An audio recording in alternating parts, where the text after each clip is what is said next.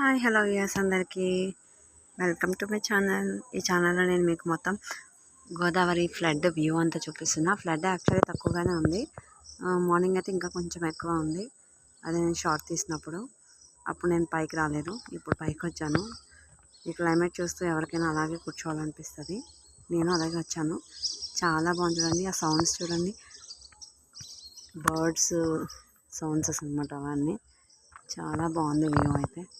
ఇదంతా మా ఇంటి వెనకాల సైడ్ వ్యూ అనమాట. నాకైతే చాలా బాగా నచ్చింది, అందుకే వచ్చి కూర్చున్నా. సరే చాలాసేపు కూర్చోవాలనిపిస్తుంది. మార్నింగ్ నుంచి యాక్చువల్లీ ఇక్కడే ఇలానే ఉండిపోయినా. కింద నుంచి చూసాను, ఇప్పుడు కొంచెం ఎండ తగ్గింది కదా, సో అన్నీ పైకి వచ్చి కూర్చున్నా. బర్డ్ సౌండ్స్, ఆ ఫ్లడ్, అంతా వాటరు. మన సైడ్ అంటే మా ఇంటి వెనకాల గోదావరి కాకుండా అటు సైడ్ ఉన్న గోదావరి కూడా కనిపిస్తుంది. చూసారా, ఆ గోదావరి సైడ్ ఉన్నవన్నీ కూడా కొబ్బరి చెట్లే. అందరూ అనుకుంటారు కోనసీమ కాదు, కేరళ వెళ్ళి చూడాలి, కేరళ వెళ్ళాలి అని అనుకుంటారు. కానీ బట్ కోనసీమ వస్తే ఇక్కడ మొత్తం కొబ్బరి చెట్లు చుట్టుపక్కల అంతా ఎలా ఉన్నాయని చెప్పి మీకే తెలుస్తుంది. అంత బాగుంటాయి ఇక్కడ అయితే.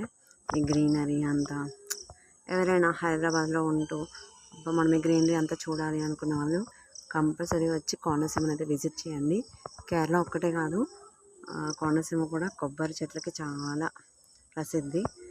ఇదిగోండి చూడండి, అదంతా కొబ్బరి చెట్లు అనమాట. అవన్నీ కూడా మనకంతా ఒకటేలా కనిపిస్తుంది, ఏదో లైన్లా కనిపిస్తుంది. కానీ ఇటువైపు ఒక గోదావరి ఉంది, మధ్యలో లంక ఉంది, అటువైపు కూడా ఇంకో గోదావరి ఉంది అనమాట.